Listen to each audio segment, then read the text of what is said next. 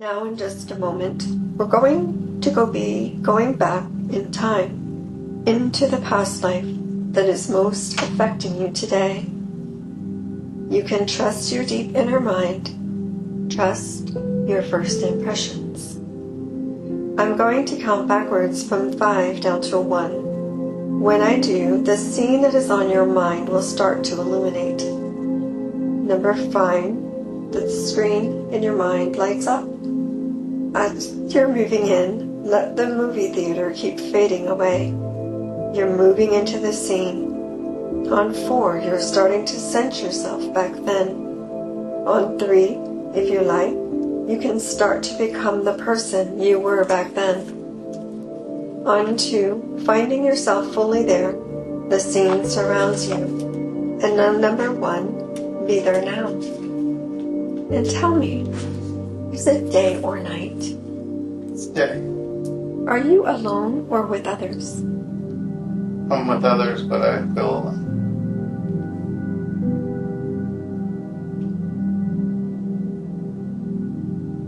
Yes. There are always people around me, Yes. but I'm never particularly close to them. Okay. Great.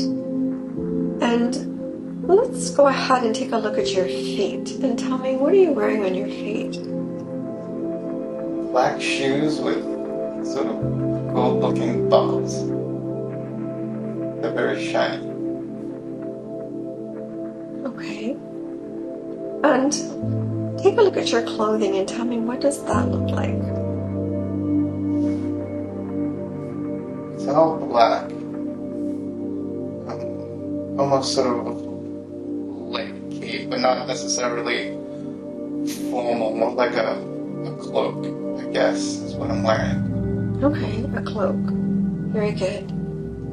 And do you sense if you're a man or a woman? I'm male. Male. Okay. And tell me about these other people. There are always people around you, but you're not close to them? No, I'm not really close to just about anyone, but I'm always surrounded by people. There's always noise and people running around. I think several may work for me or with me, but I think for me. Okay. Can you get a sense or a feeling of what it is that you do? It's something close by to the water. I'm always around water. I'm always around docks. Maybe something to do with ships. Certainly ships are a big part of what I do in my life. Okay, very good. And so it's always a bustle, people walking around, moving around, a lot of talking. And how are the other people dressed? Are they dressed like you? Some of them are. Others are pretty sort of dirty. The clothes are old. They almost look sort of flannel and heavy pants. There's a lot of sort of head covering, so they may be sort of cloth. Okay. And where I am, at least right now, there's mostly other men. Okay. Very good. And do you get a sense of your name? What are they calling you? What name do they call you? William. William. And William, get a sense of what time frame this is. If you knew, could you pull a number for me? What year might this be? 17. 17? 17... Maybe 1754 seems important. 1754. And do you get a sense of where you are in the world?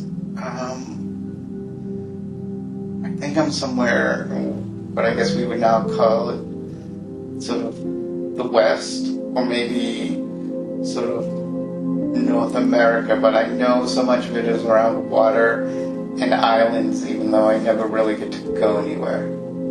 Okay. So you mainly stay on the land? Correct. So it feels very, I guess, Anglo-Saxon. So sort of England or maybe sort of North America, which was tied to England or Canada.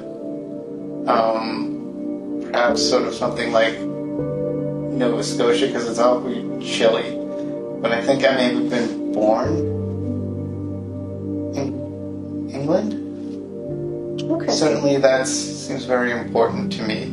Okay. So I don't know if I'm from there or it's just where my business is focused on, but I know that it's very important to me, that country and that region. So what type of things do you do with the ship? I think I may own them, and I don't ever think I get to go anywhere, and I think that's very important to me as well. There's a frustration there, even if I don't ever say it out loud. I'm very tied to my place, and I'm sending other people, or people are going to places for me and picking things up and seeing this world, but I am very stuck where I am. Okay. So what type of product do you ship on these ships? I think it's all kinds of things. Some of them have been okayed and declared, others I do on the side. So I think maybe this is importing and exporting, because I don't think it's any one thing. It's just sort of crates and crates of all of this stuff. Okay, very good.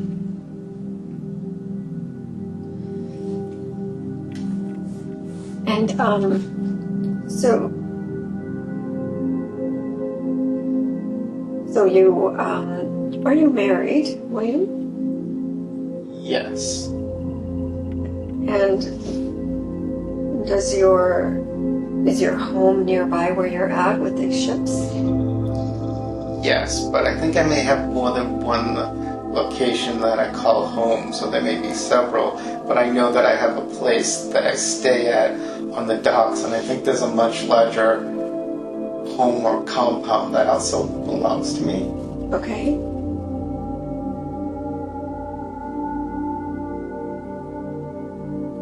And that's probably where your wife stays? Yes. And do you have children, William? No. Okay. And is there anything significant you need to find out about this shipping that you're doing? What is it that you need to know about that? I think that I wound up where I was based on something has not worked out for me. And it's tied to this sort of business that's sort of my life. And I don't know if it should have been. I think I've gotten something really wrong. Okay. And it's tied to the business, but I think it's larger than that. But I've got something really wrong because this sort of stuck in place, calcified life that I placed so much focus on was a mistake. Okay. Let's go back a little bit to what happened earlier before you started with this shipping industry here that you have now. Go back in time just a little bit and see what transpired. What got you to the point where you are now? What were you doing? I think it's everything that my father told me to do. Your father? Yes. And what did he tell you? I think the business that I have was started by him in some way, or maybe it was just a single ship. I don't think he necessarily had a lot of money, and I think it was very important to him that he strived for that, and that I was an extension of himself, and that I was going to be the one that was going to build this thing, that was going to be my purpose, that is why I exist, sort of build this thing, to sort of make sure that at the end of the day, I have a little bit more than I had at the start of the day, and that was my purpose. right. And how do you feel about that? I don't think I thought about it much until recently, and I think that if I could have done all this over again, I would have done it very differently. What would you have done differently? I think I might have just gotten on some of those boats. I think that would have been a much more fulfilling existence. And I never really did. I've always been in this place, or in this office, or in this room, or in this almost cavernous sort of hall. I can't really quite place it, but I spend so much of my life in these places, surrounded by people that I have no connection to, not even my wife, really. Okay. And did you have something that you had dreamed of doing other than the ships at one point? I think that it was more of a feeling that I needed to be away from this place, that I needed to have different experiences, but I don't think I ever even got to the place of sort of verbalizing or even understanding that until it felt like it was too late. But it was definitely about, I'm by the water so much, to actually travel, to actually sort of be somewhere else, even for a little while. I think so much of the sort of tension that I feel as you're talking to me right now is based on that. It's based on the fact that I haven't really lived for myself. I see. And how does that feel? Again, there's this feeling of not realizing it until at least felt like I couldn't, or it was not possible to sort of change, but it feels like being trapped, even though everyone around me thinks I have an extraordinary amount of freedom, that I can do whatever I like. I see. But I don't feel that way. Okay. And where was your father from? He was definitely from England, if not Scotland. That feels very correct to me. Even though I have trouble placing myself, I think he may have been Scottish, almost certainly. As I sort of say that, I think he was from there. And I think maybe he traveled further south to sort of make a living, but I think he was from Scotland. Okay, very good. And so, were you born in Scotland or America? I think I was born somewhere on the original island, maybe not in Scotland, maybe around London, but I don't think I was born in the United States. Okay. And how old are you? I think as you talk to me, I'm in my 50s, perhaps even late 50s, but certainly that decade seems quite comfortable. I'm in my 50s. Okay. And I'm very sick. You're sick. And what is wrong? It is some sort of congestion with my lungs. I have difficulty breathing. I'm often coughing up pieces of myself. It's very painful, and yet a part of me is almost sort of happy to go.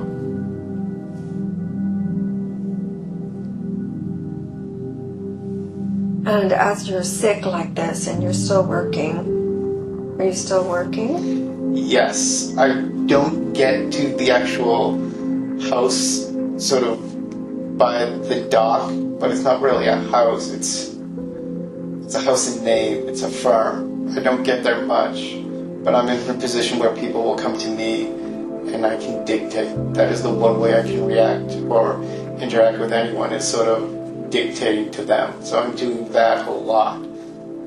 Okay.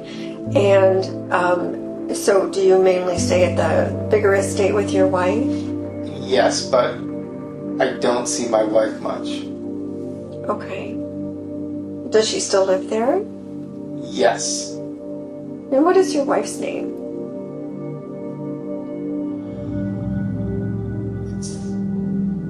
Catherine.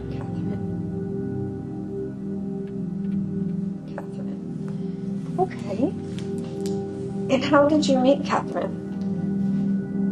She was, I don't know how else to say it, she was given to me. This wasn't sort of a love match, this was arranged. Oh, so arranged. Does she seem familiar with you in this lifetime? I don't think so. Okay.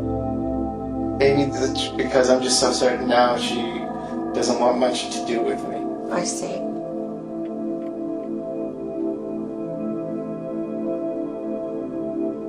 Are there any of the workers that seem familiar to you in this lifetime? I think the answer is yes. Yes. And I don't know how to place them, but I think some of the people who are around me have been around me before. Is there anyone in particular, like if you looked into their eyes, that you could tell? There's a man and he's older than me. I see. If I was a different kind of person, I would even say he's a friend. Okay. I trust him as much as I trust anyone. He's older, he's sort of weather-beaten, he has this sort of homely face, this big nose, he's fully bald, he's extraordinarily sort of wiry, but he's very strong. Yes. And sort of I've known him for a while, maybe when I was less sort of successful, so as close as I can trust anyone. I know we drink together, and I am at least open to the idea he doesn't just do it just because the liquor is good. I think at some level there's a real respect there, even though I wouldn't say we like each other. Okay. That sounds wonderful. And so do you know him in this life? If you're looking into his eyes, do you see?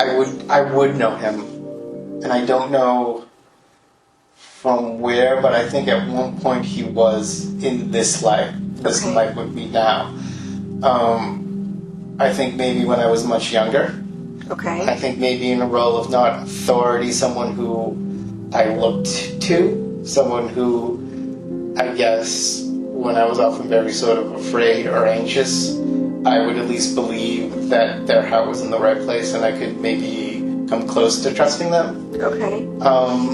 I think possibly maybe sort of like a guidance counselor, someone through the school, maybe this guy George that I knew, that I felt like I knew him before. And especially at that age where I was so difficult to get through, I often listened to him. And I think they do have the similar qualities, even though they look nothing alike. I think they were the same person. That's awesome. Beautiful. Was there anyone else that you noticed, if you looked into their eyes, that you may know them now? No, I don't. I think he may be the only one. I think I've spent so much of my life feeling people shouldn't feel free to look me in the face. I see. What about your father? My father, I'm not sure if I've known him. I know in this life that I'm very afraid of him, or I was very afraid of him. The father you had in this past life? Yes. He was a fearful person. I think sometimes I try to make myself feel better, even though I don't think of it like that, saying at least I'm not as bad as he was, which I guess is saying I'm close. Okay, so in what way were you afraid of him? Why? There was never affection. And like I said, it was very clear to me that I am sort of an outgrowth of him, that I belong to him, that my purpose in this world is to help him build a business. I don't have any other purpose. There's nothing else I need to do or think about or have affection for. That's my purpose. That's why he brought me into this world. And he will give me these sort of tools and this sort of leg out. There's a boat or two that he has, that he owns, and I don't think he ever really set foot on them either. I think this also is more about importing and exporting and insuring as such. And I think he sort of was able to build something, and his expectation of me was that I further that building. And he was very clear if I deviate from that, there would be consequences. What sort of consequences? I think he beat me. And I think also he was able to make a bit of money And if I didn't do as he said, he would simply take it away from me. And I think sitting here now feeling ill, I wish I had done that. I wish I had just run, but I was too afraid. I think I would have had a much more fulfilling life, even if it had been short or if I had been poor. I think I would have been happier if I just ran away from him, and I didn't. I was afraid. Did he always beat you, even as a child? I think yes. I don't think he was ever had a kind word for anyone, but I think he was extra hard on me. I think because I was his only son. I think there are sisters. I think I had sisters. I don't think they survived to adulthood. Maybe 2 or 3. I sort of see them. And sort of, I guess I remember a changing economic situation with the way that they dressed. I mean, they were very young, it was very simple, and it gets more sort of extravagant as they got older. But I think through various illnesses or something else, I don't think they ever got into their 20s, and I think I had 2 or 3 sisters. So they died of illness? Yes, that is the feeling. I think they both died. I think my mother was sort of a ghost. I don't think that she had much control or sort of ability to express herself. She's just not much of a presence in my life at all. I think my sisters were. I think I maybe was a bit close to them. I think losing them really hurt me. I think I was younger than them. Okay. I think I was younger than them. And I know they were probably the only real source of affection or kindness I received, and I lost them both. How old were you when you lost them? Young. I want to say I was maybe 8, 10, 12, that sort of range. Very sort of young. Okay. And I know there was 2 of them, and they each were a couple of years older than me, one a bit more than that. And again, I think my father was only interested in any sort of affection with my mother to have a son. He's not interested in girls. He's not really interested in my mother, except for sort of as a means to an end. Right. That's what we all are to him. We're just sort of extensions of him. And he sort of uses us as he pleases to sort of create something that's going to last. And the thing that's going to last isn't us, it's his name. And I have his name. I'm a junior. Okay. William Jr. Do you know your last name, William? Maybe Sullivan? And maybe Goldstone? I see these names all the time, and it's involving the house, but it's not actually a house. But that's what it's called. It's a firm. And these names are all very important. I don't know which one is mine. It's sort of Goldstone and Sullivan. And I think these are all sort of names that are very important. And I know that I'm William, and my father was William. And I have the exact same name. He was sure to give me my name. The only sort of difficulty in my relationship with my sisters is because of my father's behavior. There's sort of jealousies there. He focuses on his attention on me, outside of sort of making sure that they're sort of always sort of presentable so he can marry them off. He's not much interested in them. I see. But I, of course, hate that attention. And I don't think any of us were in the mindset to sort of be more empathetic about that. He's just overwhelming. But I think around that, I think some of the few sort of affection or sort of pleasant touching, sort of hugs or sort of tags, sort of games like that, are with the 3 of us. We're sort of affectionate with one another. We don't really receive anything from our parents. And like I said, my mother is just, I have one. I know that I do. I don't even know her name. I mean, I think I did. It's just, she's so apart from us. She's so separate. Okay. Very good. And so did the father beat the young girls too? I don't think he abused them physically. I don't think he would ever put his hands on them. I think he was what would now be considered verbally abusive. He wanted to belittle them because he wanted to make sure, again, the most important thing is who they marry. I see. And he wanted to be the decider on that. That was very important to him. Okay. But he was always physical with you? Yes. Around my face, around my back and back of the head. I think he may have also used sort of objects along with his fist. And how did that make you feel? It made me want to withdraw in myself, but I think at the time, it's what I knew, and I felt that I justified it, saying that deep inside I didn't want this, and I should want this. So he was right to do it because he put me on the correct path, and I think I convinced myself that that was true. How is this affecting you today? I think the largest affection that it's had on me today is that I'm really afraid of things like material success. I think I avoid it on purpose. I think I'm much more comfortable not having things like professional responsibilities or meetings to go to or sort of a job that would provide stability. I think I'm really afraid of it. I think I find these things distasteful because I think this all had an extraordinary effect on the person that I am. So do you think you carried this trauma through into this lifetime? Yes. Okay, you carried it through. And I can feel it because I feel like I've still made some of the same mistakes, even though from an opposite direction. Mm-hmm. And so knowing this and seeing how all this happened because of all the trauma that you went through and how you were manipulated, how do you see that you can actually use this information to change yourself now in a more freeing? I think the largest thing, even more than my father, I think the largest thing that I see that I carried over to this life is I allowed myself to be married to a woman who doesn't love me. I see. She may have had respect for me at one time, but seeing up close had made that gone away. And I think, even though it was arranged, I think this is extraordinarily painful for me.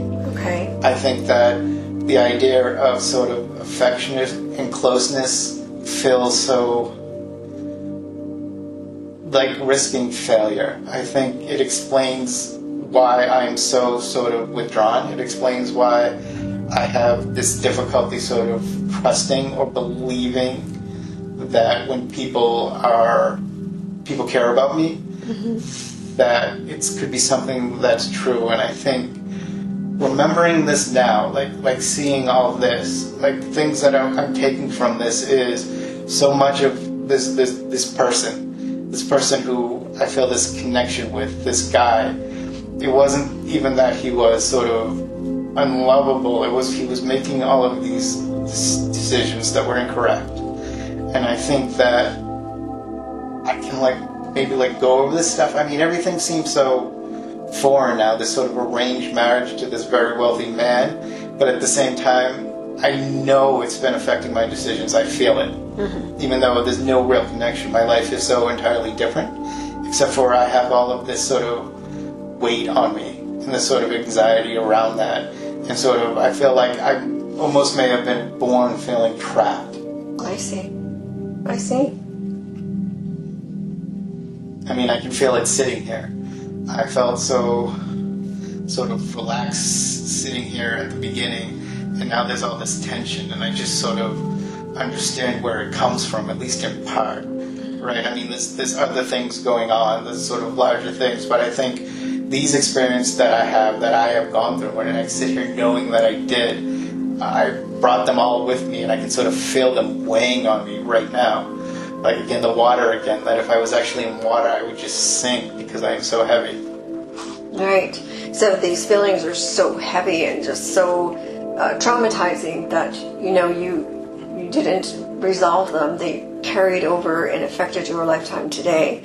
So can you take away now from this and knowing where this came from and that this isn't really who you are now, this isn't really your life now. These are things that happened that were so traumatic in a past lifetime. Yes. Now that you understand, do you think you can let it go? Yes. And like I said, there's sort of this real positive feeling this connection I have with this guy. Maybe this was who I was once, but there is this real deep connection, and yet his life was so different from mine. And that I'm holding on to these things that have nothing to do with me, both in the literal sense as the person sitting here, but also that his life was so different than mine, that I don't need to bring these things with me, that I'm a very different person with very different early experiences, and that I have no use for any of these things. Right, so if you could let them go, how do you think it would make you feel? I think it would make me feel great. I think I could float. I think I could move and sort of travel, both in the sense of physical travel and both in the sense of sort of widening my sort of mental and sort of spiritual and emotional experience. I think those things are the same between me and this person. I see all these sort of wonderful opportunities around me that I could take, but I don't, and I refuse to understand that that's a choice. That all this has been a choice, just like for this guy that I see, that I feel him wasting away. And still as he wastes away, he refuses to see that this has all been choices that he was able to make, that even then he could sort of be kind to this woman who he has spent all this time with, letting her know that things were going to be okay. I think a part of him maybe had that in him, but still sort of refusing to sort of this person who was a real friend to him, that it would have meaning to call him to his bedside and tell him that he's not just looking for a handout, that it would have meaning for him to know that I had affection for him, and I'm not going to do that. I know that I'm not. I'm going to die without doing all these things, and I feel it. Like I feel it. Right. And so, does that make you more willing to let go of the things that... Yes. I mean, there's this feeling of this has all been a choice, and sort of I can't undo anything that I did, but here in this moment I can open my mouth and I can say these things, these sort of pleasant, true things that I feel for these people that are around me, and that they're real, that I have this real affection for them, and I haven't always opened my mouth and told them that, for all kinds of reasons that don't feel to really matter, especially now where I feel as if not me, but this person isn't going to be around, at least not in this form anymore. And he's created all this sort of devastation in his personal life, and devastation far away from him. And the entire point, he did it while feeling trapped, that these were things that he had to do. Right. And I know, sitting here, that he didn't, just like I don't have to. And so even just saying that, I mean, again, it's this water symbolism. I feel more like floating on it, away. And it's sort of warm. But also it could be cold, it doesn't matter, it's just this journey. And I'm really looking forward to it. Yes. And so for him, if he had done that, the place that he's going, wherever or whatever it might be, if he had just said these words, and he had just given these people this kindness before he was gone, that pain would have left. Right. It would have left him, and that would have had meaning for him, as well as for those other people. In fact, even if it didn't, to know what he deep inside he knew was correct. Yes. And that sort of, to build that emotional connection, to just make that effort, with no one else, it would have caused him sort of a great relief. And he's not going to do it. And I don't even know if he's contemplating it. He's just extraordinarily upset, and he feels like a failure. He has nothing to pass on to. He has no son, no children, and he's dying much too soon. Well, since the quantum field, and that when we leave our bodies, there is no time. There is no time.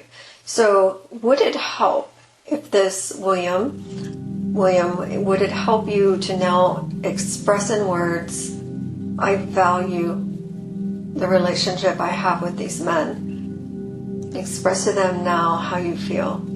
I think they did most of my work for me. I think I shortchanged them every time that I could. I think I often belittled them. Yes. And I was aware of it while I was doing it, but I couldn't really face it. It seemed like there was a proper order to the world. Right. And I was where I was by God, and I really believed that. And God, in my mind, was not that far sort of excelled over my father. That they set out sort of the world for me. Right. And there was a way that I needed to act. and that I had earned these things, and it was really, really extraordinarily unpleasant, but I did it. And everyone's misfortunes are their own. And the fact that this very young woman sort of married me, who I continually sort of ignored.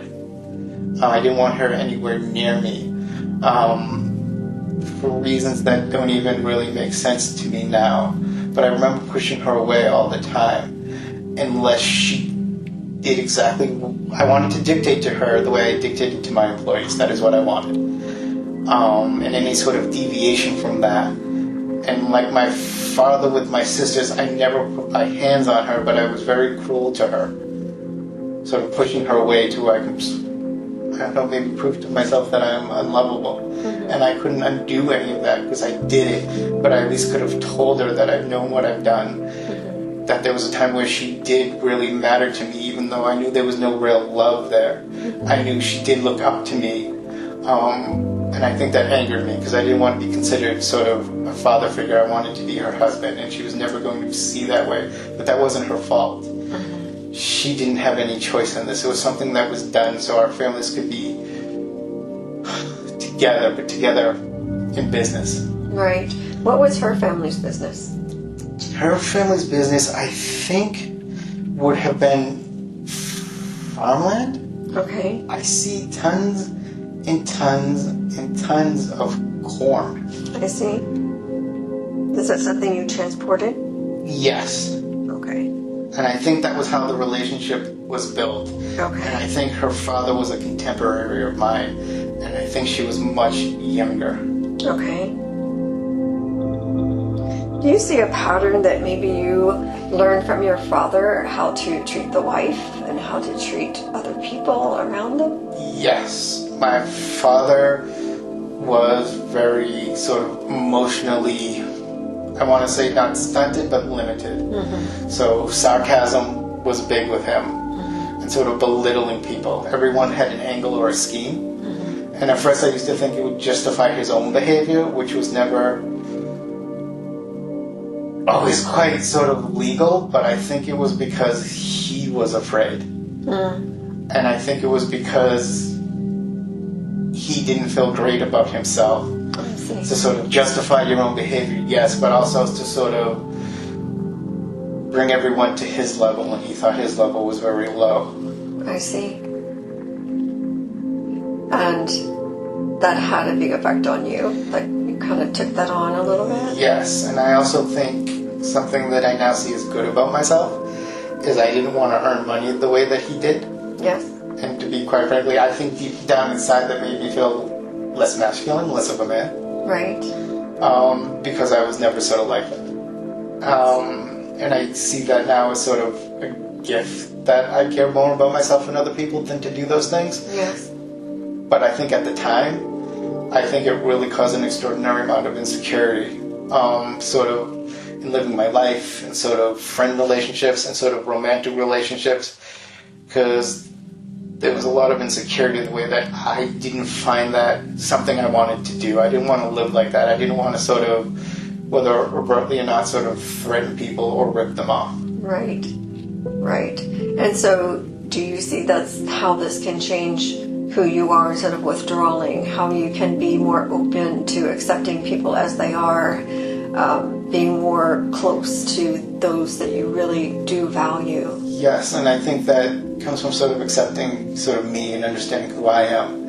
And once I do that and sort of I'm open about it, I think even if occasionally people are in the mindset where they may hurt me, overall, I think I'm going to be so much happier and so much less pain if I'm sort of open to the person that I am and I'm open with others. I think I've had so much experience sort of building these walls. I think it's so much sort of worth the risk, if it's even risky at all. I think I just want to be able to do that, sort of share myself with others. Yes. And be respectful when they do that to me. Absolutely. Yes. And so, do you think you've realized now where all of these things come from that you've been holding on to? So much of it. And like I said, I think there's bigger things as well, but this just feels so sort of close to me. Yes. Like, again, I feel as though from the day I was born, maybe before then, right? I mean, but I came into the world with all of this. And then sort of repeated some of it by not opening my mouth and saying, you know, this is who I am, this is how I feel. I have all this sort of fear and insecurity, and, you know, Dad, I love you, but I just don't love the way that you've earned your living. Right. And I have real concerns about your health and the way that you treat people, the way that you treated my mother. And I think if I had done that, even if he wasn't receptive to it, I think I would have felt better. And there's always the chance that we would have had a better relationship. And how do you feel now knowing all of this? I again feel it all sort of lifting. Again, it's that same sort of feeling and the same sort of symbolism where I don't feel I'm choking on all this sort of water and that it's sort of dark. I feel I'm sort of floating on it or on my way.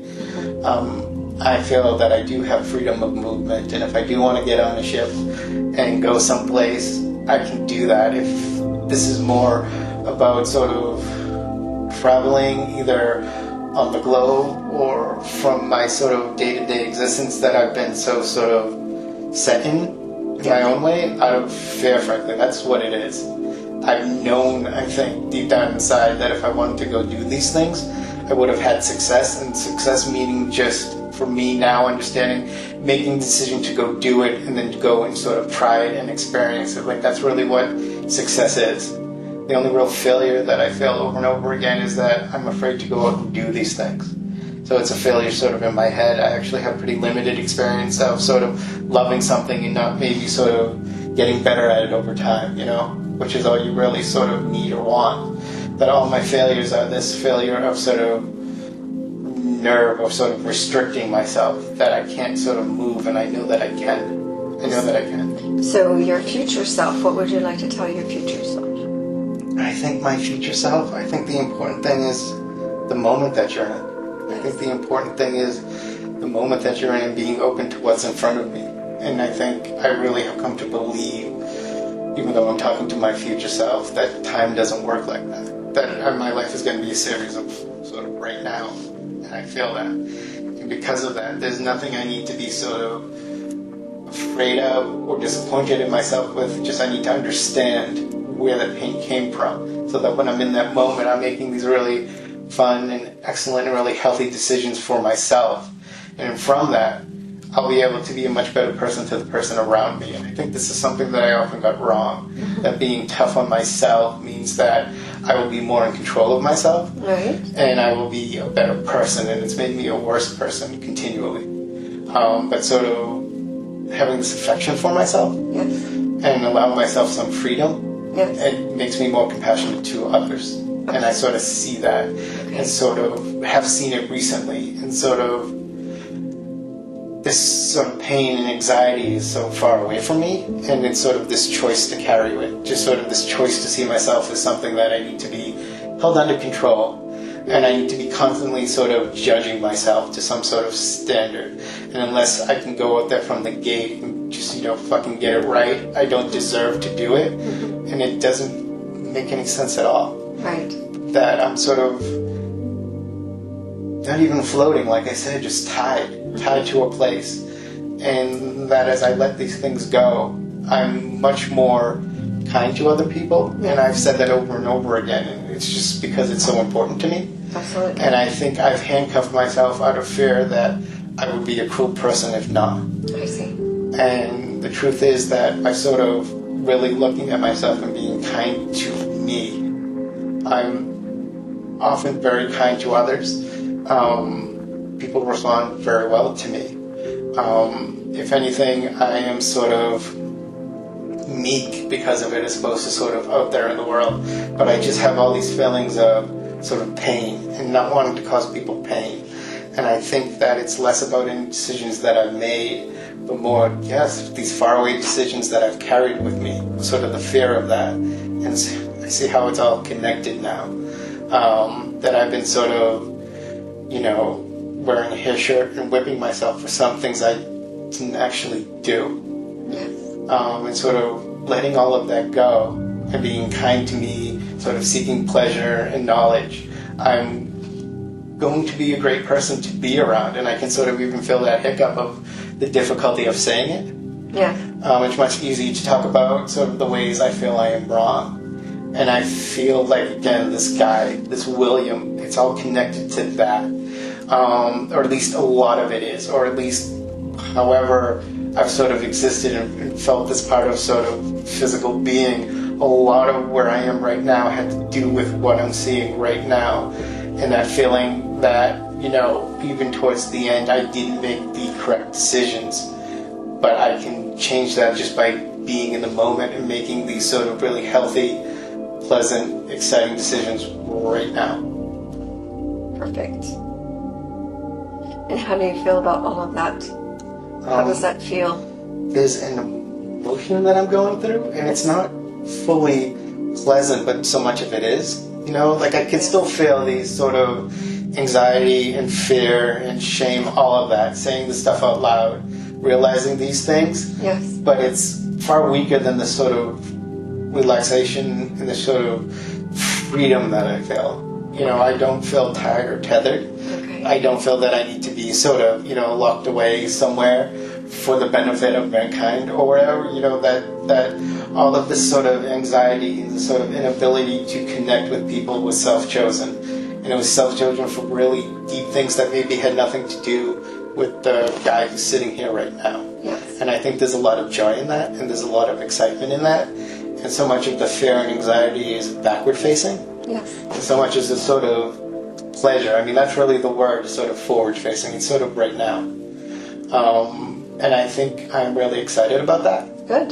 Yes. I think that's there as well. And like I said, there's still this sort of emotional, like there's some negative feeling here.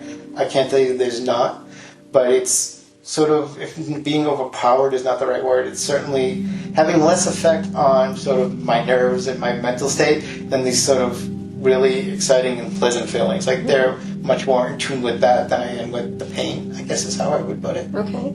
Is there any of this pain you need to look into a little bit further? I think so. I think it may be a bit of a process, but I mean, the pain is still there.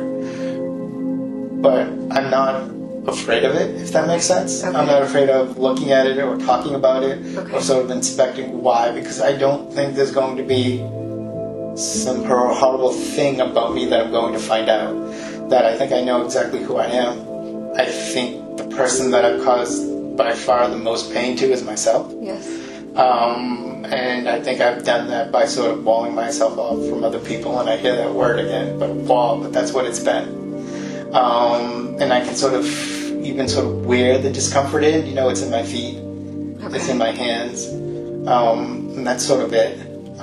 It's still sort of there though, but again, it doesn't feel like it's wearing me down, and I don't feel as though it will be my primary motivator in the decisions I've made. Okay. And I would say for these several decades I've been here as this guy, that's always been where I make my decisions, or as close to always as one could be, you know, out of fear and anxiety and sort of feeling as though it is somehow important for me to remain distant from the people and things that give me joy. Okay. Very good.